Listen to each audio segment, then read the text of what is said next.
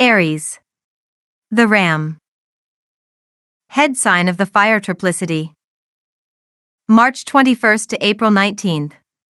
This is the head sign of the grand man, or macrocosm.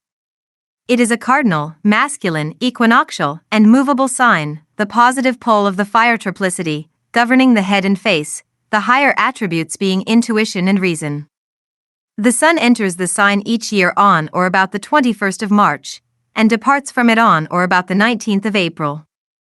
The sun on entering the sign should be given 6 days before coming into full touch and action with the influence of the sign.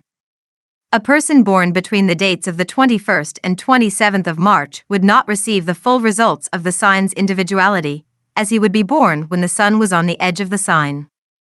This is known as the cusp, and its nature and impulses partake of the sign the sun has just passed through and out from, and the nature will also partake of the attributes of the sign of the zodiac in which the moon is located at the time of birth. Aries is called the sign of sacrifice.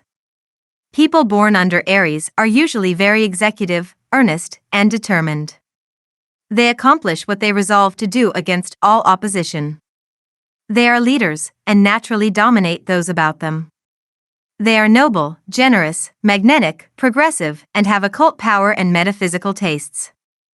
They are good scholars, are bright, genial, witty, and great talkers. They can always lead the conversation into new and interesting paths, and are never at a loss to provide entertainment. The genius of this sign is intuition, and silent electromagnetic power by means of the hands. These people are large and true, but are apt to be children of caprice, which has a sad effect upon their destiny. They reach their highest attainment through knowledge and the regenerative love action of the heart. They love beauty, order, harmony, and elegant surroundings. They should not be circumscribed when giving out their true work of genius. If these people are born when the sun is well centered in Aries, they may attain the rhythmic swing of their regenerative centers, and there arises an electromagnetic solar fluid which is so powerful that it can be cast to a great distance. In fact, there is only one other sign so strong in this direction, and that is Aquarius. It is almost impossible to hide anything from an Aries individual who has recognized his or her power of intuition, and for this reason those born under this sign develop quickly the gifts of the spirit. They are often excellent psychometrists, mind readers, and spiritual comforters. They understand without words the especial trouble that is weighing upon the heart of a friend, and are frequently able to explain its cause and banish its effects. Their wills are so dominant, their sympathies so quick and kindly, and their clairvoyant power so marked, that they rarely ever fail in their work of ministering to the sorrowful. Sometimes their great regard for their friends will apparently blind them to their friends' faults, but it is doubtful if those born under this sign are ever really unaware of such weaknesses. It is a rare exception, however, when they will admit them to others, although they are not usually reticent in speaking of the failings and eccentricities of those to whom they feel no necessity of loyalty. The Aries male will never back out of a fight. Although he will not foolishly seek one, if compelled he will go in to win, and is always much disappointed if his side is beaten. The Aries woman is not far behind her brother. Her friends, her favorites, are all in all, and the person who places them at a disadvantage will be dealt with in language that cannot easily be misconstrued. The traits of Aries people often seem to contradict each other. They are not born patient, but with those they love they are sometimes patient to stupidity. They will give of their money to those who are too lazy to work for themselves, and will accept excuses and explanations with apparent credulity, although they are seldom deceived. The executive ability of those born under this sign is so marked that they occasionally come to grief from an overestimate of it. They become inflated with success, and this develops a recklessness which leads to loss and disaster, and often to nervous prostration.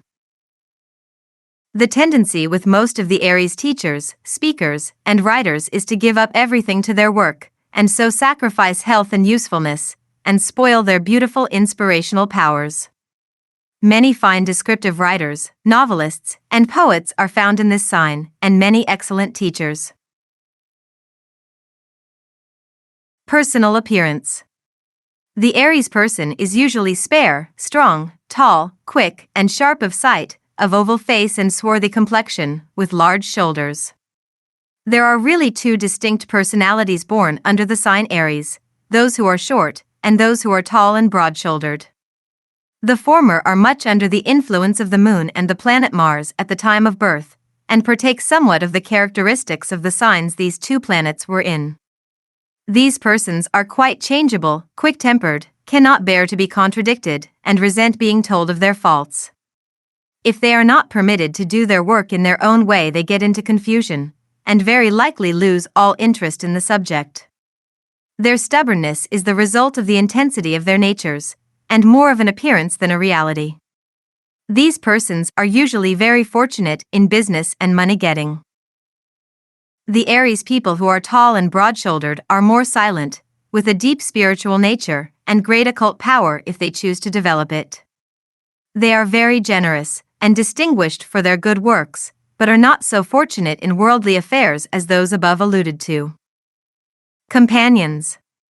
They will find their best companionship and the most genial friends with those born under Sagittarius, and next with those in their own sign. Faults. The dominant faults of persons born in this sign are selfishness, anger, and impetuosity. They are also whimsical, capricious, and fickle to the last degree. They do not easily forgive their enemies, although they are rarely tempted to seek revenge for their wrongs. They will die fighting for a friend or a principal, but they will not yield a point until obliged to. These people do not like details. They are fond of planning, and are usually possessed of good taste and judgment. Women born in Aries are impatient of long seams, or the finishing off or filling in processes. They see how a thing looks at the start, and expect somebody else to do the work. The tendency of these people is to stifle their inspirations through externality and selfishness, inordinate selfishness, of which they are often entirely unconscious, and a propensity to talk of themselves, which earns for them oftentimes the reputation of egotists. The female destroys her best talents through jealousy, and the male through anger and quick temper. They are noted for what would be called lost opportunities. Diseases. The diseases most likely to attack the people born under Aries are headache, affections of the eyes, stomach troubles, and paralysis. All these ailments and every other known to man can be entirely dominated, forever cast out, by those who realize that mind is the master and body the servant of mind. Mode of growth. As Aries people are usually very sure that their conclusions and criticisms are unassailable, they should keep a strict count of the times when facts prove them to be wrong. They will find themselves frequently mistaken. They should put a bridle on their tongues and learn to join in a conversation in a temperate manner, and not to assume the whole responsibility of it. They should learn to avoid repetition, and to understand that a strong statement once made is always weakened by a second one. They should practice silence, and spend some time each day alone. Any process that will restrain the action of the tongue and the determination to govern everybody and everything will be found wholesome and legitimate. Their natural impetuosity often leads them into serious blunders, and these complications are entirely unnecessary, because, if those born under this sign will be led by their own uninfluenced, unmeddled with intuitions, they will see and do the right. They should come to their conclusions when alone and learn to place a proper value on the genius of their sign. These people need no stimulants, and they should eat plain, nourishing food with regularity. They should not surrender themselves, body and soul, to their friends in their pursuits, but learn to listen, wait, and expect the higher revelations of life and truth, which are theirs to command. Marriages. The most harmonious domestic life is found when an Aries and a Sagittarius person are united. The offspring will be strong physically, bright intellectually, and of a superior nature. The marriage of an Aries person with one in the same sign is usually harmonious, but the children are not so strong physically, and will not show so much talent. When united with those born under other signs, the domestic life will be at best only a compromise, with few and perhaps no children. These conditions depend much upon whether the contracting parties are on the same plane of material and social life. Government of children. The children born under this sign should not be driven, teased, or in any way hurt or abused. They can be readily controlled if they are allowed to do their little tasks in their own way. When they are wrong or angry, kindly ask permission to help them. If they refuse, do not persist, and do not scold, but await opportunity when it offers. Kindly reason with them. Love is the conqueror of all born under this sign. They should be kept as free from excitement as possible. Both young and old require much sleep, and they should occupy large rooms with plenty of fresh air. The natural individuality of these children should be recognized and very tactfully dealt with. Great discretion is necessary in the use of praise or commendation.